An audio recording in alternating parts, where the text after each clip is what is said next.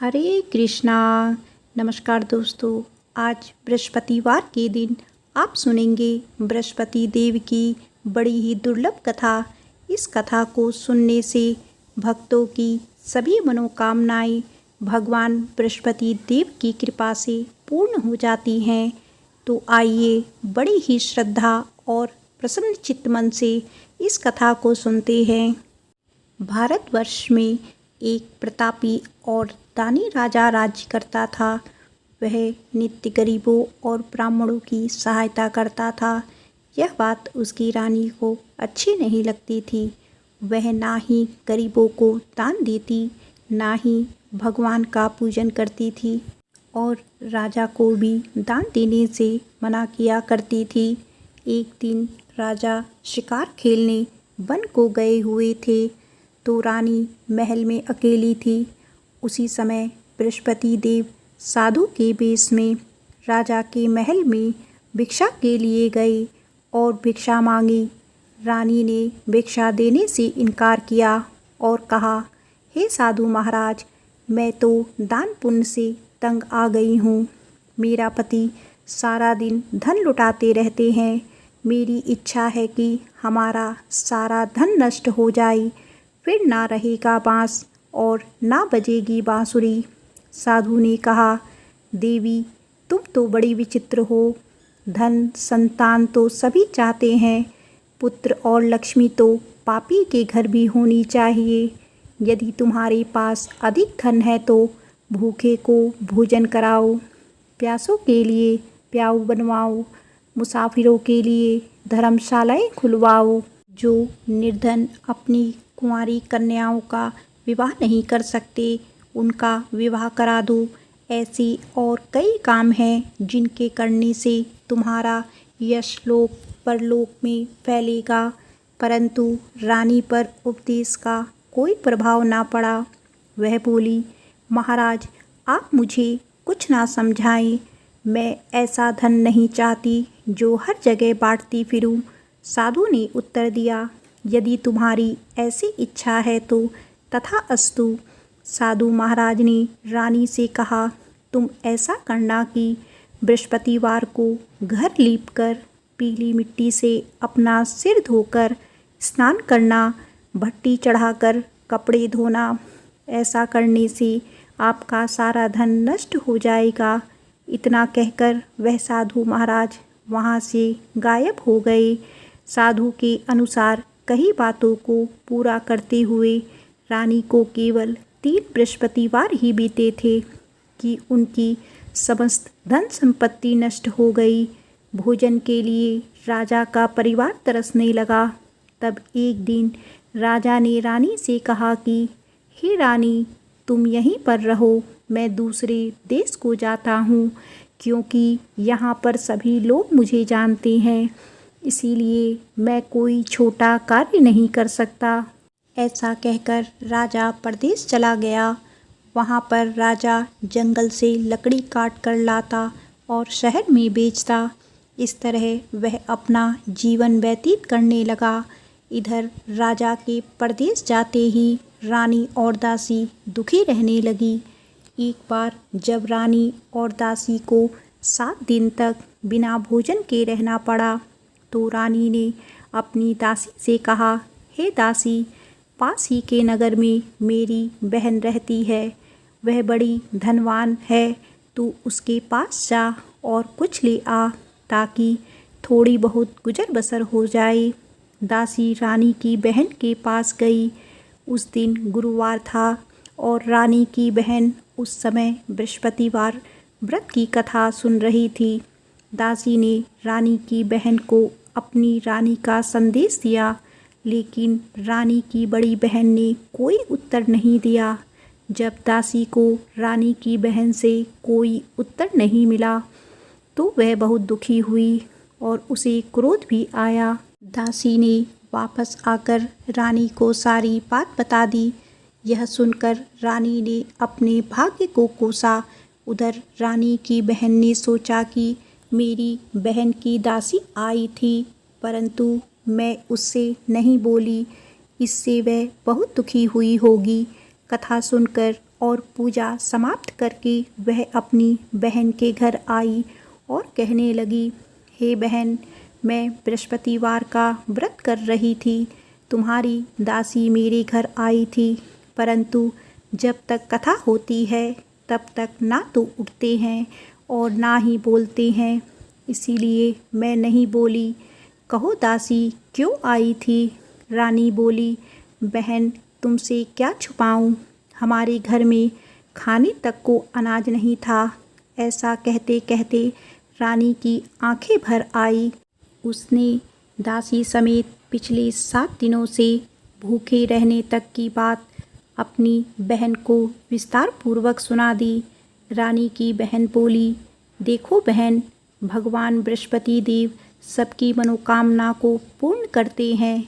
देखो शायद तुम्हारे घर में अनाज रखा हो। पहले तो रानी को विश्वास नहीं हुआ, पर बहन के आग्रह करने पर उसने अपनी दासी को अंदर भेजा तो उसे सचमुच अनाज से भरा एक घड़ा मिल गया। यह देखकर दासी को बड़ी हैरानी हुई। दासी रानी से कहने लगी, हे रानी, जब हमको भोजन नहीं मिलता तो हम व्रत ही तो करते हैं, इसीलिए क्यों ना इनसे व्रत और कथा की विधि पूछ ली जाए ताकि हम भी व्रत कर सकें। तब रानी ने अपनी बहन से बृहस्पतिवार व्रत के बारे में पूछा। उसकी बहन ने बताया, बृहस्पतिवार के व्रत में चने की दाल और मुनक्का से विष्णु भगवान का केले की जड़ में पूजन करें तथा दीपक जलाएं, व्रत कथा सुनें और पीला भोजन ही करें।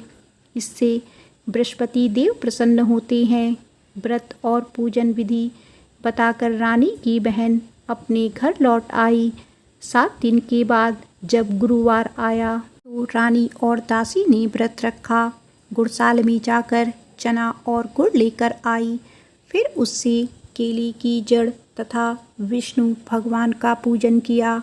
अब पीला भोजन कहाँ से आई, इस बात को लेकर दोनों बहुत दुखी थी, क्योंकि उन्होंने व्रत रखा था, इसीलिए बृहस्पति देव उनसे प्रसन्न थे। इसीलिए वे एक साधारण व्यक्ति का रूप धारण कर 2 थालों में सुंदर पीला भोजन दासी को दे गए। भोजन पाकर दासी प्रसन्न हुई और फिर रानी के साथ मिलकर भोजन ग्रहण किया।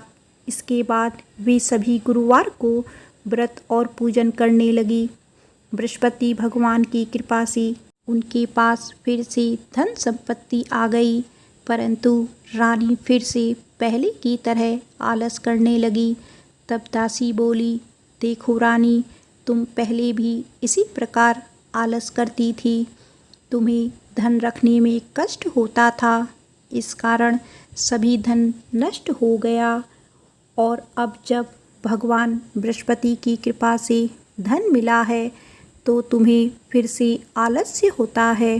रानी को समझाते हुए दासी कहने लगी कि बड़ी मुसीबतों के बाद हमने यह धन पाया है, इसीलिए हमें दान पुण्य करना चाहिए, भूखे मनुष्यों को भोजन कराना चाहिए और धन को शुभ कार्यों में खर्च करना चाहिए, जिससे तुम्हारी कुल का यश बढ़ेगा, स्वर्ग की प्राप्ति होगी और पितृ प्रसन्न होंगे।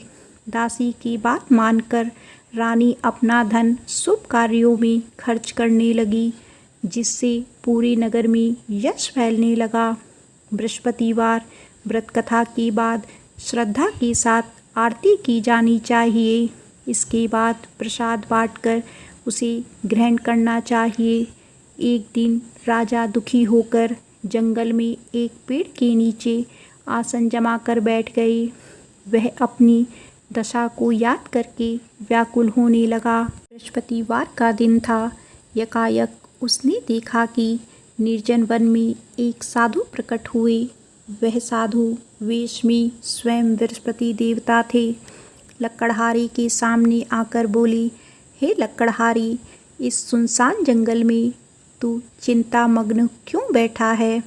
लकड़हारी ने दोनों हाथ जोड़कर प्रणाम किया और उत्तर दिया, महात्मा जी, आप सब कुछ जानते हैं, मैं क्या करूं? यह कहकर रोने लगा और साधु को अपनी आत्मकथा सुनाई।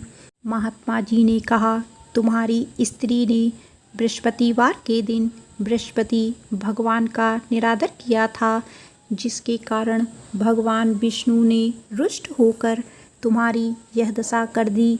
अब तुम चिंता को दूर करके मेरे कहने पर चलो तो तुम्हारे सब कष्ट दूर हो जाएंगे और भगवान पहले से भी अधिक संपत्ति देंगे। तुम बृहस्पतिवार के दिन कथा किया करो। 2 पैसे के चना मुनक्का लाकर उसका प्रसाद बनाओ और शुद्ध जल से लोटे में शक्कर मिलाकर अमृत तैयार करो। कथा के पश्चात अपने सारे परिवार और सुनने वाले प्रेमियों में अमृत व प्रसाद बांटकर आप भी ग्रहण करो। ऐसा करने से भगवान तुम्हारी सब मनोकामनाएं पूरी करेंगे। साधु के ऐसे वचन सुनकर लकड़हारा बोला, हे प्रभु, मुझे लकड़ी बेचकर इतना पैसा नहीं मिलता जिससे भोजन के उपरांत कुछ बचा सकूं। मैंने रात्रि में अपनी स्त्री को व्याकुल देखा है। मेरे पास कुछ भी नहीं है जिससे मैं उसकी खबर मंगा सकूं। साधु ने कहा, हे लकड़हारे, तुम किसी बात की चिंता मत करो।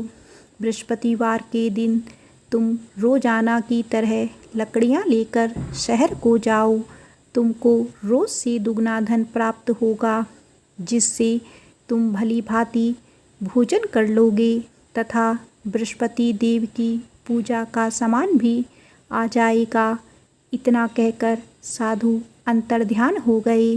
धीरे धीरे समय व्यतीत होने पर फिर वही बृहस्पतिवार का दिन आया। लकड़हारा जंगल से लकड़ी काटकर किसी शहर में बेचने गया। उसे उस दिन और दिन से अधिक पैसा मिला। राजा ने चना गुड़ लाकर गुरुवार व्रत किया। उस दिन से उसके सभी कलेश दूर हुए। परंतु जब दोबारा गुरुवार का दिन आया तो बृहस्पतिवार का व्रत करना भूल गया। इस कारण बृहस्पति भगवान नाराज हो गए। उस दिन उस नगर के राजा ने विशाल यज्ञ का आयोजन किया तथा शहर में यह घोषणा करवा दी कि कोई भी मनुष्य अपने घर में भोजन ना बनावे, ना आग जलाए। समस्त जनता मेरे यहाँ भोजन करने आए। इस आज्ञा को जो नहीं मानेगा उसे फांसी की सज़ा दी जाएगी। इस तरह की घोषणा संपूर्ण नगर में करवा दी गई। राजा की आज्ञा अनुसार शहर के सभी लोग भोजन करने गए, लेकिन लकड़हारा कुछ देर से पहुंचा, इसीलिए राजा उसको अपने साथ घर लिवा ले गए और ले जाकर भोजन करा रहे थे। रानी की दृष्टि उस खूंटी पर पड़ी जिस पर उसका हार लटका हुआ था। वह वहाँ पर दिखाई नहीं दिया। रानी ने निश्चय किया कि मेरा हार इस मनुष्य ने चुरा लिया है। उसी समय सिपाहियों को बुलाकर उसको कारागार में डलवा दिया। जब लकड़हारा कारागार में पड़ गया और बहुत दुखी होकर विचार करने लगा कि ना जाने कौन से पूर्व जन्म के कर्म से मुझे यह दुख प्राप्त हुआ है, और उसी साधु को याद करने लगा जो कि जंगल में मिला था। उसी समय तत्काल बृहस्पति देव साधु के रूप में प्रकट हुए और उसकी दशा को देखकर कहने लगे, अरे मूर्ख, तूने बृहस्पति देव की कथा नहीं की, इस कारण तुझे दुख प्राप्त हुआ है। अब चिंता मत कर। बृहस्पतिवार के दिन कारागार के दरवाजे पर 4 पैसे पड़े मिलेंगे। उनसे तुम बृहस्पति देव की पूजा करना, तेरे सभी कष्ट दूर हो जाएंगे। बृहस्पतिवार के दिन उसे 4 पैसे मिले। लकड़हारे ने कथा कही। उसी रात्रि को बृहस्पति देव ने उस नगर के राजा को स्वप्न में कहा, हे राजा, तुमने जिस आदमी को कारागार में बंद कर दिया है वह निर्दोष है, वह राजा है उसे छोड़ देना। रानी का हार उसी खूंटी पर लटका है। अगर तू ऐसा नहीं करेगा तो मैं तेरे राज्य को नष्ट कर दूंगा। इस तरह रात्रि के स्वप्न को देखकर राजा प्रातःकाल उठा और खूंटी पर हार देखकर लकड़हारे को बुलाकर क्षमा मांगी तथा लकड़हारे को योग्य सुंदर वस्त्र आभूषण देकर विदा कर दिया। बृहस्पति देव की आज्ञा अनुसार लकड़हारा अपनी नगर को चल दिया। जब राजा अपने नगर के निकट पहुंचा तो उसे बड़ा आश्चर्य हुआ। नगर में पहले से अधिक बाग, तालाब, कुएं तथा बहुत सी धर्मशालाएं, मंदिर आदि बन गई हैं। राजा ने पूछा, यह किसका बाग और धर्मशाला है? तब नगर के सब लोग कहने लगे, यह सब रानी और बांदी के हैं। तो राजा को आश्चर्य हुआ और गुस्सा भी आया। जब रानी ने यह खबर सुनी कि राजा आ रहे हैं तो उन्होंने बांदी से कहा कि हे दासी, देख राजा हमको कितनी बुरी हालत में छोड़ कर गए थे। हमारी ऐसी हालत देखकर वह लौट ना जाए, इसीलिए तू दरवाजे पर खड़ी हो जा।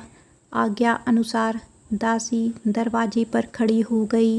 राजा आए तो उन्हें अपने साथ लिवा लाई। तब राजा ने क्रोध करके अपनी रानी से पूछा कि यह धन तुम्हें कैसे प्राप्त हुआ है? तब उन्होंने कहा, हमें यह सब धन बृहस्पति देव के व्रत के प्रभाव से प्राप्त हुआ है। राजा ने निश्चय किया कि 7 दिन बाद तो सभी बृहस्पति देव का पूजन करते हैं, परंतु मैं प्रतिदिन दिन में 3 बार कहानी तथा व्रत किया करूँगा। अब हर समय राजा के दुपट्टे में चने की दाल बंधी रहती तथा दिन में 3 बार कहानी कहता। एक दिन राजा ने विचार किया कि चलो अपनी बहन के यहाँ हो आए। इस तरह निश्चय कर राजा घोड़े पर सवार होकर अपनी बहन के यहाँ जाने लगा। मार्ग में उसने देखा कि कुछ आदमी एक मुर्दे को लिए जा रहे हैं। उन्हें रोककर राजा कहने लगा, अरे भाइयों, मेरी बृहस्पति देव की कथा सुन लो। वे बोले, लो हमारा तो आदमी मर गया है, इसको अपनी कथा की पड़ी है। परंतु कुछ आदमी बोले, अच्छा कहो, हम तुम्हारी कथा भी सुनेंगे। राजा ने दाल निकाली और जब कथा आरंभ की, कथा आधी हुई थी कि मुर्दा हिलने लग गया और जब कथा समाप्त हो गई तो राम राम कहकर मनुष्य उठकर खड़ा हो गया। आगे मार्ग में उसे एक किसान खेत में हल चलाता मिला। राजा ने उसे देखा और उससे बोले, अरे भैया, तुम मेरी बृहस्पतिवार की कथा सुन लो। किसान बोला, जब तक मैं तेरी कथा सुनूंगा तब तक 4 हरैया जोत लूँगा। जा अपनी कथा किसी और को सुनाना। इस तरह राजा आगे चलने लगा। राजा के हटते ही बैल पछाड़ खाकर गिर गए तथा किसान के पेट में बड़ी जोर का दर्द होने लगा। उस समय उसकी माँ रोटी लेकर आई। उसने जब यह देखा तो अपने पुत्र से सब हाल पूछा और बेटे ने सभी हाल कह दिया। तो बुढ़िया दौड़ी दौड़ी उस घुड़सवार के पास गई और उससे बोली कि मैं तेरी कथा सुनूंगी, तू अपनी कथा मेरे खेत पर चलकर ही कहना। राजा ने बुढ़िया के खेत पर जाकर कथा कही, जिसके सुनते ही वह बैल उठ खड़े हुए तथा किसान के पेट का दर्द भी बंद हो गया। राजा अपनी बहन के घर पहुंचा। बहन ने भाई की खूब मेहमानी की। दूसरे दिन प्रातःकाल राजा जगा तो वह देखने लगा कि सब लोग भोजन कर रहे हैं। राजा ने अपनी बहन से कहा, ऐसा कोई मनुष्य है जिसने भोजन नहीं किया हो, मेरी बृहस्पतिवार की कथा सुन ले।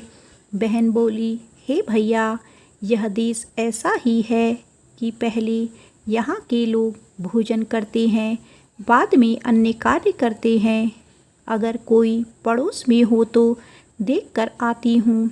वह ऐसा कहकर देखने चली गई, परंतु उसे कोई ऐसा व्यक्ति नहीं मिला जिसने भोजन ना किया हो। अंततः वह एक कुमार के घर गई जिसका लड़का बीमार था। उसे मालूम हुआ कि उसके यहाँ 3 दिन से किसी ने भोजन नहीं किया है। रानी ने अपने भाई की कथा सुनने के लिए कुम्हार से कहा तो वह तैयार हो गया। राजा ने जाकर बृहस्पतिवार की कथा कही, जिसको सुनकर उसका लड़का ठीक हो गया। अब तो राजा की प्रशंसा होने लगी। एक दिन राजा ने अपनी बहन से कहा कि हे बहन, हम अपने घर को जाएंगे, तुम भी तैयार हो जाओ। राजा की बहन ने अपनी सास से कहा। सास ने कहा, हाँ चली जा, परंतु अपने लड़कों को मत ले जाना, क्योंकि तेरे भाई के कोई औलाद नहीं है।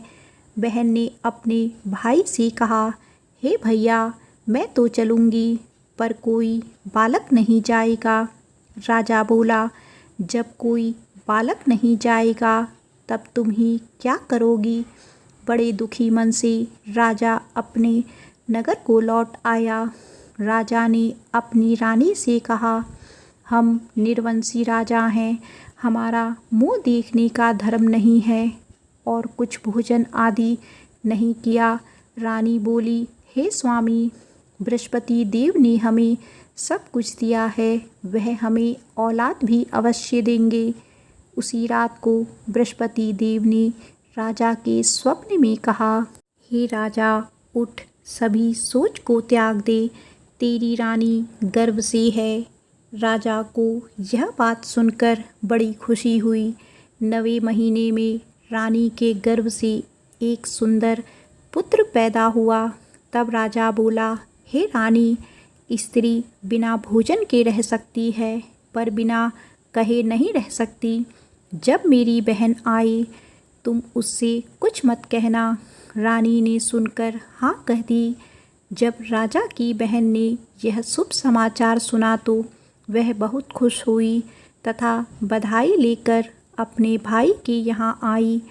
तभी रानी ने कहा, घोड़ा चढ़कर तो नहीं आई, गधा चढ़ी आई। राजा की बहन बोली, भाभी, मैं इस प्रकार ना कहती तो तुम्हें औलाद कैसे मिलती। बृहस्पति देव ऐसे ही हैं, जैसी जिसके मन में कामनाएं हैं सभी को पूर्ण करते हैं। जो सद्भावना पूर्वक बृहस्पतिवार का व्रत करता है एवं कथा पढ़ता है अथवा सुनता है, दूसरों को सुनाता है, बृहस्पति देव उसकी सभी मनोकामनाएं पूर्ण करते हैं। भगवान बृहस्पति देव उसकी सदैव रक्षा करते हैं। संसार में जो मनुष्य सद्भावना से भगवान जी का पूजन व्रत सच्चे हृदय से करते हैं तो उनकी सभी मनोकामनाएं पूर्ण करते हैं। जैसी सच्ची भावना से रानी और राजा ने उनकी कथा का गुणगान किया तो उनकी सभी इच्छाएं बृहस्पति देव जी ने पूर्ण की थी। इसीलिए पूर्ण कथा सुनने के बाद प्रसाद लेकर जाना चाहिए। हृदय से उनका मनन करते हुए जयकारा बोलना चाहिए। प्रेम से बोलो, बृहस्पति देव की जय, भगवान विष्णु की जय।